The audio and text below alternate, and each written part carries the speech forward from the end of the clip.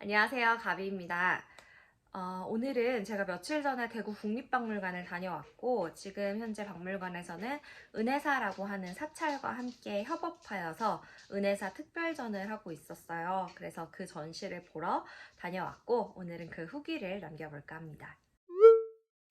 일단 은혜사는 경북 영천에 위치하고 있는 초기 모델은 신라 809년에 창건을 했다고 알려져 있는 사찰이고 처음 이름은 해안사였다고 합니다.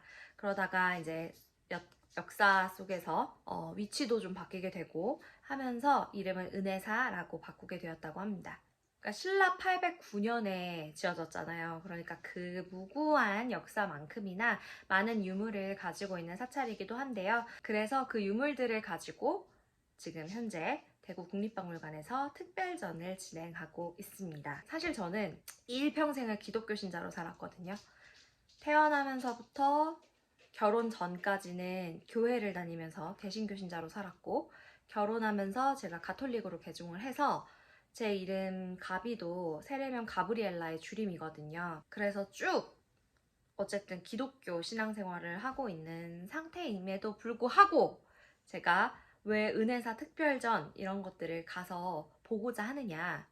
저는 기독교 신자이지만 불교를 공부를 합니다. 공부를 할 수밖에 없는 이유는 가이드이기 때문에 당연해요. 근데 그냥 가이드니까 당연히 다 알고 있어야 되지, 가이드니까 다 공부해야 되지, 이게 아니라 제가 가는 곳마다 불교와 관련된 문화재 혹은 예술품들이 자리를 하고 있습니다. 예를 들어볼까요? 여러분, 어느 박물관에 가셨는데 그 박물관에 불상 한 점, 불교 회화 한 점, 아니면 어쨌든 불교와 관련된 어떤 문화재가 한 점도 없는 박물관을 보신 적이 있으신가요? 저는 없거든요.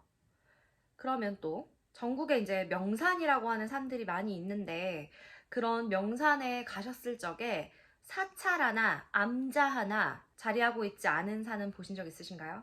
저는 없거든요. 불교가 왜 우리 배우잖아요.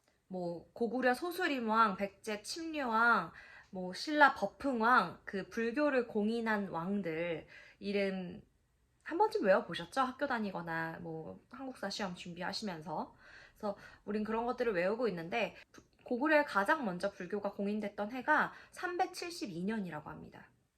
그러니까 372년부터 지금 2022년까지 이 긴 역사 속에 불교가 우리 문화에 있었다. 우리나라 역사 속에서 함께 성장했다. 이렇게 생각을 해주시면 될 것 같습니다. 그러니 그 긴 역사만큼이나 불교 문화재들은 우리나라에서 빼놓을 수 없는 가치를 지니고 있는 문화재로 자리 잡았고, 그러니 여러분들께서 불교를 나는 불자가 아니니까, 나는 불교를 믿지 않으니까, 불교는 내 종교가 아니니까 불교와 관련된 것을 공부하시지 않는다? 이 얘기는 다시 말하면 여러분들이 어느 박물관을 가셔도 절반 정도밖에는 이해를 못하고 나오신다. 그리고 그 산에 가셔서 절을 보실 때마다 그냥 이렇게 아무것도 모른 채로 보고 오실 수밖에는 없다라는 이야기입니다. 그래서 물론 저는 가이드이기 때문에 공부를 하지만 가이드가 아니신 분들도 불교에 대해서 조금만 공부를 하시면 여행이 조금 더 풍성해지고 재미있어지지 않을까 싶은 생각이 듭니다. 불교와 관련된 아주 기본적인 내용들은 제가 나중에 다시 한번 정리해서 올려보도록 하겠습니다. 사실 제가 은혜사 특별전에 가고 싶었던 이유는 거기에 은혜사 괴불이 전시된다는 소식을 들었기 때문입니다. 제가 괴불을 좋아하거든요.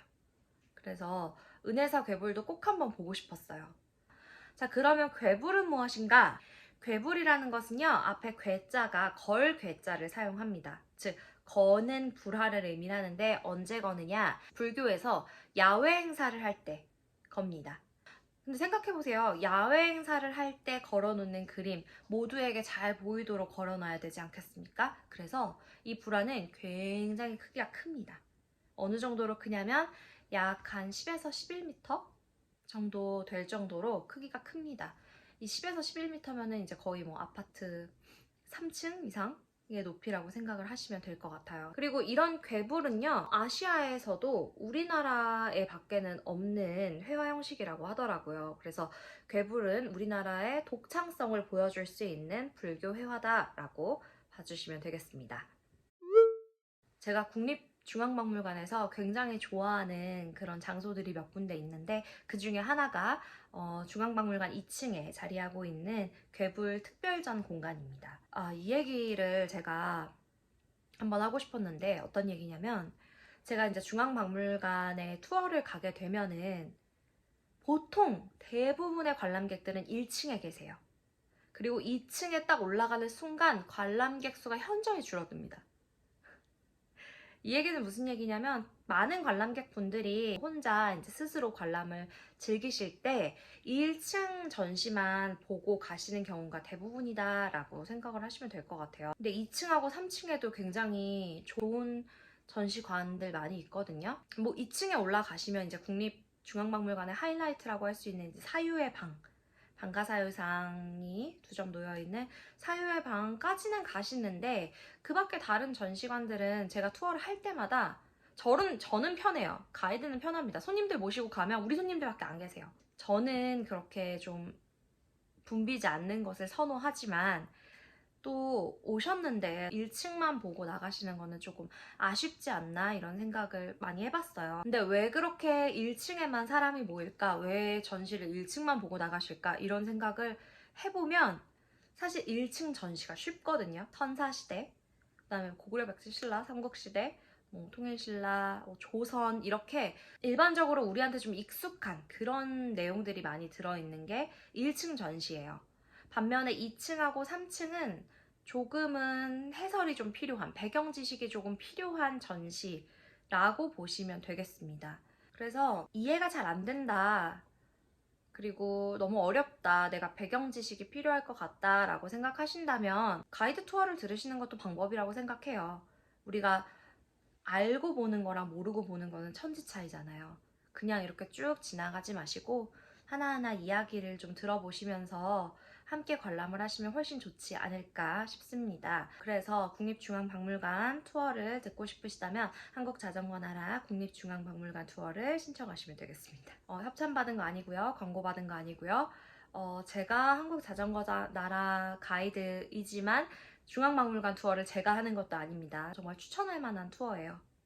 그래서 들어보시면 굉장히 재밌을 겁니다. 국립중앙박물관에서도 해설이 있잖아요. 그래서 시간대별로 있을 거거든요. 해설을 들으시면서 관람을 하시면 훨씬 좋을 것 같습니다.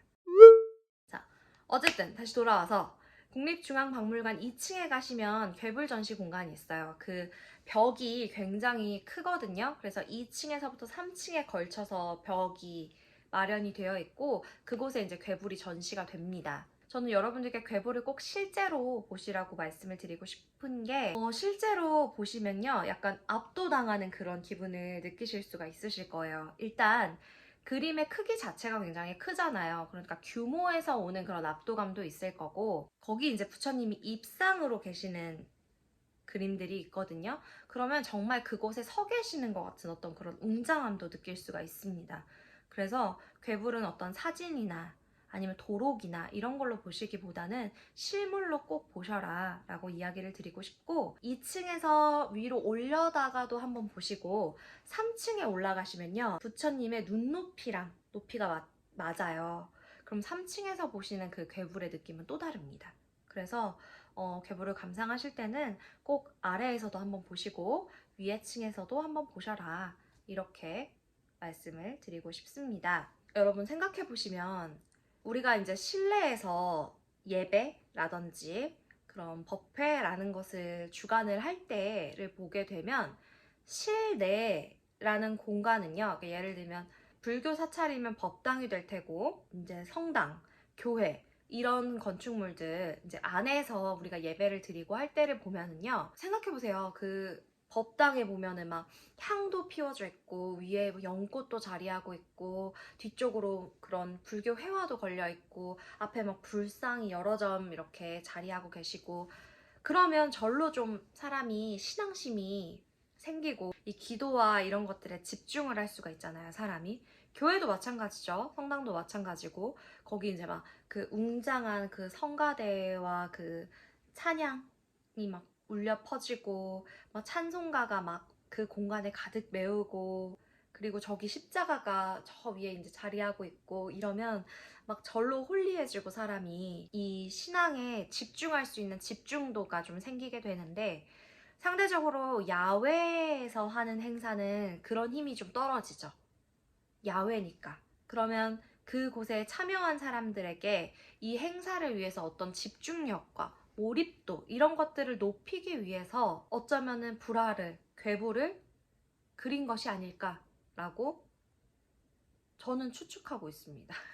그러면 이렇게 규모가 큰 아주 큰 그런 그림을 야외에 딱 걸어놓고 이제 야외에서 그 부처님의 말씀을 듣고 뭔가 기도하고 할 때 그 그림이 없을 때보다 훨씬 신앙심도 좋아지지 않을까요? 집중력도 좋아지고 야외에서도 그런 압도감과 집중력을 잡아 끌 수 있는 그림을 실내에서 만났을 때 느낄 수 있는 기분 여러분들 실제로 보셔야만 느껴보실 수 있기 때문에 꼭 괴불전을 한다 하면은 실제로 가서 보시기를 추천드립니다. 그런데 이 괴불을 실제로 볼 수 있는 기회가 그렇게 흔하지는 않습니다. 국립중앙박물관에 괴불을 거는 공간이 있다라고 말씀을 드렸는데 항상 걸려있진 않아요. 상시 전시가 아니라 특별전이거든요. 일반적으로 괴불 앞에는 그 괴불을 소유하고 있는 그 사찰의 이름이 들어갑니다. 뭐 은혜사 괴불, 통도사 괴불 뭐 이런 식으로. 그 얘기는 이 괴불을 보관하고 보호하고 있는 곳이 바로 해당 절이다라고 생각을 하시면 될 것 같습니다. 즉 국립중앙박물관도요 대여해 오는 거예요. 그래서 그걸 대여한 다음에 걸어서 전시를 하고 그 일정 기간, 이제 계약 기간이 끝나면 다시 반납하고 또 다른 절과 계약해서 다시 다른 절에 괴불을 걸어놓고 이런 식으로 괴불이 계속 바뀝니다. 바뀌고 없을 때도 있어요. 이제 그 계약기간과 계약기간 사이에 괴불이 비어있는 곳도 있기 때문에 실제로 제가 모시고 갔던 손님들 중에도 중앙박물관 몇 번 왔는데 이 벽에 이런 그림을 처음 보는 것 같아요 라고 말씀하시는 분들도 많이 계셨어요. 박물관에 가셨을 때 괴불을 못 보고 가실 수 있는 확률도 굉장히 높다라는 얘기거든요. 그러니까 특별전이 한다 하면은 꼭 한번 가서 보셔라. 기회다. 이렇게 이야기를 드리고 싶습니다. 다시 은혜사 특별전 이야기로 돌아와서 보면 일반적으로 종교화라는 것은 대부분 그 종교의 교리를 설파하는 데 목적을 가지고 있어요. 그래서 과거에는 일반 사람들이 글을 잘 모르고 했을 때는 그 그림을 통해서 종교의 교리를 깨우쳤거든요. 그래서 종교화는 기본적으로 교리를 알리는 목적이 있고요. 또 조금 더 사람들로 하여금 신앙심을 높일 수 있게끔 만드는 그런 목적을 가지고 있는 것이 종교화입니다. 괴불도 종교화죠. 그래서 그 안에는 이제 부처님의 모습도 담겨 있고 그 불법의 이야기들이 담겨 있는 경우들도 많이 있습니다. 은혜사 괴불은 제 기준에서는 뭐 종교화임을 떠나서 보더라도 굉장히 아름답습니다. 이렇게 가운데 부처님이 입상으로 딱 계시고 꽃비가 막 내립니다. 꽃이 막 흐드러져요. 그 그림 안에. 예쁘겠죠? 그 그림을 너무너무 보고 싶어서 은혜사 특별전에 간 것이기 때문에 괴불 같이 보실까요?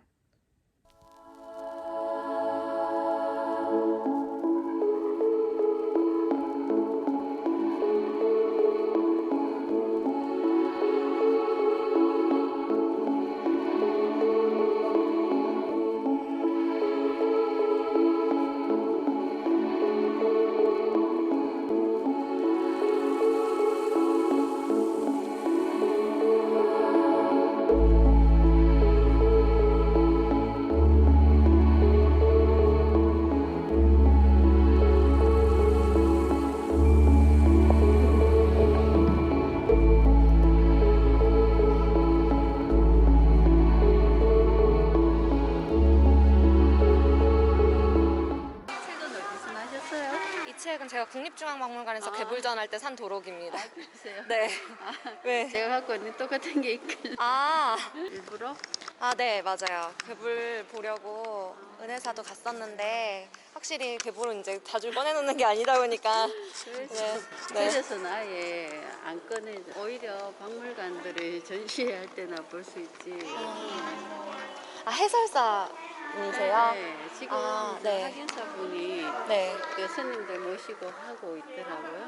화계선생님이요? 한번 저희 그냥 껴서 들어도 되나요? 아마 같이 따라가시면 괜찮지 않을까? 정말요? 감사합니다. 들어오면서 할까? 너무 좋다.